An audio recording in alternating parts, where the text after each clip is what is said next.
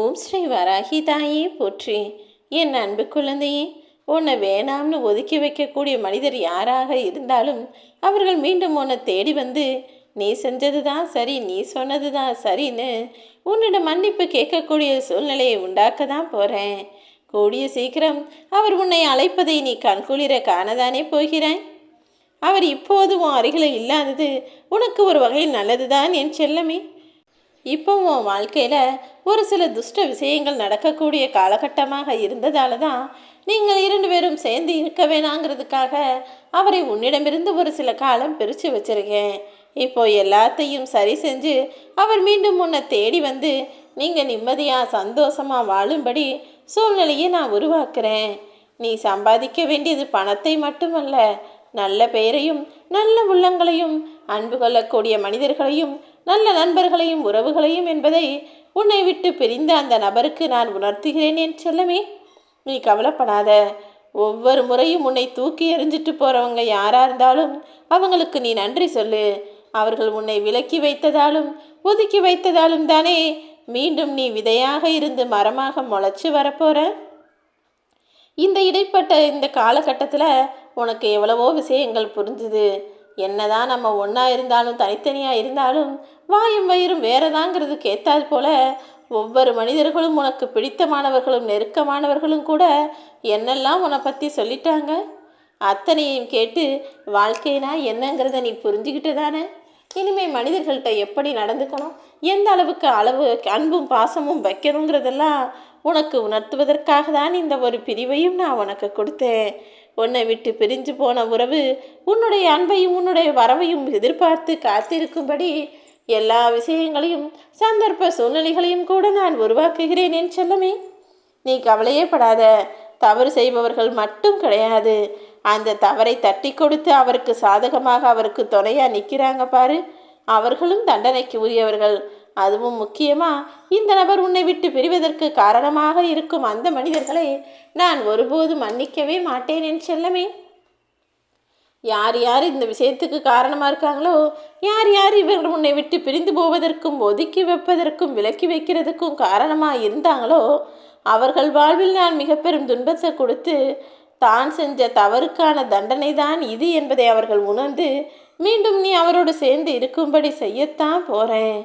கால்கள் நனையாமல் கடலை கூட கடந்து போயிடலாம், ஆனால் கண்கள் நனையாமல் கண்ணீர் வராமல் வாழ்க்கையை வாழ்ந்தவர்கள் யாருமே கிடையாது என் செல்லமே. இப்போது உன் வாழ்க்கையிலையும் கண்ணீரையும் கம்பளைகளையும் எல்லாவற்றையும் பார்த்து துன்பங்களையும் துயரங்களையும் அடைந்து விட்டாய்தானே. இனிமே கவலைப்படாத. உனக்கு நடக்க வேண்டிய நல்லதையெல்லாம் எந்த குறையும் இல்லாமல் உன் வராகியம்மா நான் நடத்தி கொடுக்குறேன். தவிர்க்க முடியாத சில பிரிவுகளையும் தவிர்க்கவே முடியாத சில இழப்புகளையும் நீ சந்திச்சிட்ட. உன் மனசுக்குள்ள வெளிப்படுத்த முடியாத சில உண்மைகளும் அனுபவிக்க முடியாத சில சந்தோஷங்களும் இருக்குது தானே. சிறிய நாட்களாக இருந்தாலும் கொஞ்சம் நாட்களாக இருந்தாலும் உன் மனசுக்குள்ளே எவ்வளவோ சந்தோஷங்களை அனுபவித்து அதையெல்லாம் இப்போது மீண்டும் அனுபவிக்க முடியாமல் துன்பத்திலேயே துவண்டு போய் இருக்கிறாய் என்பது எனக்கு தெரியும் என் தங்கமே. நீ வருந்தாதே. அத்தனை கஷ்டங்களையும் உன்னிடமிருந்து துரத்தி அடித்து உன் வாழ்க்கையில் இனி எல்லாமே நல்லதாக நடக்கும்படி செய்வதற்காக தான் மீண்டும் உன்னை விட்டு பிரிஞ்சு போனவங்களையெல்லாம் உன்கிட்டையே கொண்டு வந்து சேர்க்க போகிறேன்.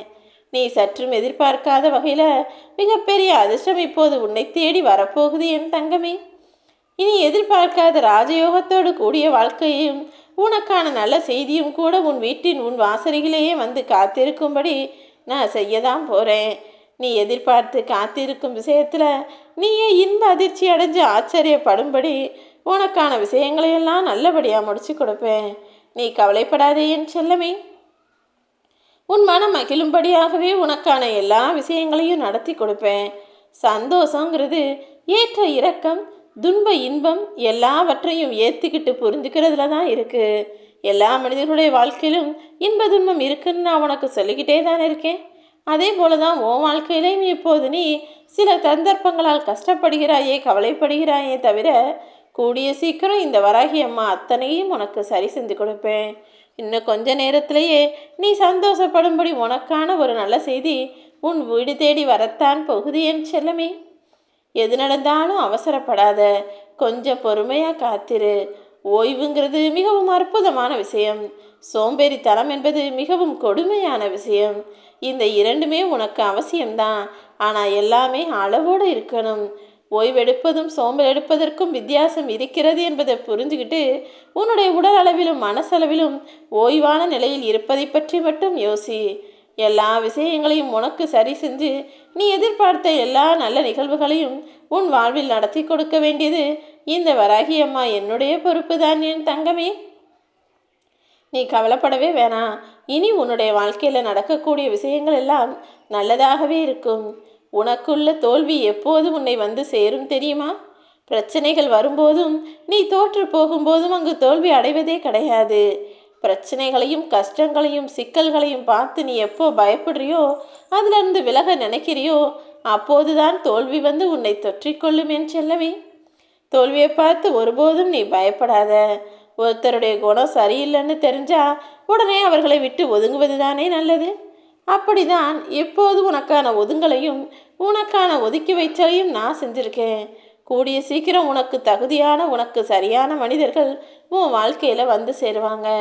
இனி உன்னுடைய தரமும் உயரும், உன்னுடைய தகுதியும் உயரும். எல்லாரும் உன்னை தேடி வந்து உன்கிட்ட மன்னிப்பு கேட்டு உன்னுடைய அன்பையும் அருமையையும் அக்கறையையும் புரிஞ்சுக்கிட்டு உன் அருகிலேயே இருக்கும்படி இந்த வராகி அம்மா நான் அற்புதத்தை நிகழ்த்துறேன். உன் வாழ்க்கையில் இருந்த ஆபத்துகள் எல்லாம் இப்போது முடிந்து விட்டது என் செல்லமே. இனி உனக்கு தேவையான பண வரவும் சந்தோஷமும் நிம்மதியும் நிச்சயமாக வந்து சேரும். ஒருபோதும் உன் வாழ்வில் நடக்கக்கூடிய விஷயங்களை பார்த்து திகைச்சு போய் நிற்காத. சில வேதனைகளை உன்னால் தாங்க முடியாமல் நீ கஷ்டப்படுறன்னு எனக்கு புரியுது. என் மேலே பாரத்தை போட்டு உன்னுடைய கர்ம வினைகளை அனுபவிக்க தயாராகு என் செல்லமே. கர்ம வினைகளை எல்லாம் உனக்கு கஷ்டமே இல்லாமல் சுலபமானதாக நான் மாற்றி கொடுக்குறேன். ஏதாவது ஒரு வகையில் உன் மனசுக்கு ஆறுதலை கொடுத்து உன் வேதனைகளை எல்லாம் குறைப்பதற்கும் நான் உதவியாக இருப்பேன். நீ என்கிட்ட வேண்டினாலும் வேண்டாவிட்டாலும் உன் துன்பங்களுக்கான தீர்வை தர வேண்டியது என்னுடைய பொறுப்பு, என்னுடைய கடமைங்கிறத இந்த வராகி அம்மா நான் ஒருபோதும் மறுக்கவும் மாட்டேன், மறக்கவும் மாட்டேன்.